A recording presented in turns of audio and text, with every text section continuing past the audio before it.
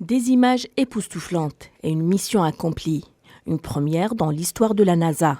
Le vaisseau DART, qui veut dire fléchette en anglais, plus petit qu'une voiture, a percuté l'astéroïde Dimorphos à une vitesse de 20 000 km/h.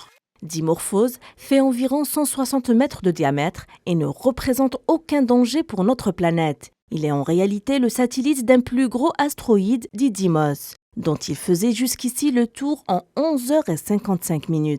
Objectif de cette mission inédite était de percuter l'astéroïde pour le faire dévier de sa trajectoire et à réduire l'orbite de Dimorphos de 10 minutes, c'est-à-dire à le rapprocher de Didymos.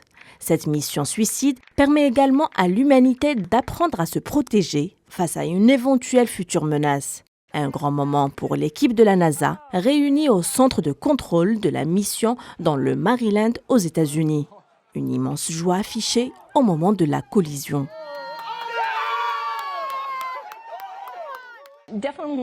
Alors que nous nous rapprochions de l'astéroïde, il y avait à la fois de la terreur et de la joie parce que nous avons vu que nous allions avoir un impact. Cet astéroïde entrait dans le champ de vision pour la première fois. Nous n'avions vraiment aucune idée de ce à quoi nous attendre. Nous ne connaissions pas vraiment la forme de l'astéroïde, mais nous savions que nous allions percuter. Donc je pense que nous retenions tous notre souffle. Je suis assez surprise qu'aucun d'entre nous ne se soit évanoui en fait. Il faudra attendre plusieurs jours, voire plusieurs semaines, pour savoir si la mission a réussi. Nous verrons ces données bientôt dans les 2 prochains jours, puis au cours des 2 prochains mois, nous obtiendrons plus d'informations de l'équipe d'enquête sur les changements de période que nous avons réellement effectués, parce que c'est notre objectif numéro 2. Le premier était de frapper l'astéroïde, ce que nous avons fait, mais maintenant le deuxième est de mesurer réellement ce changement de période et de caractériser la quantité d'éjecta que nous avons réellement émis.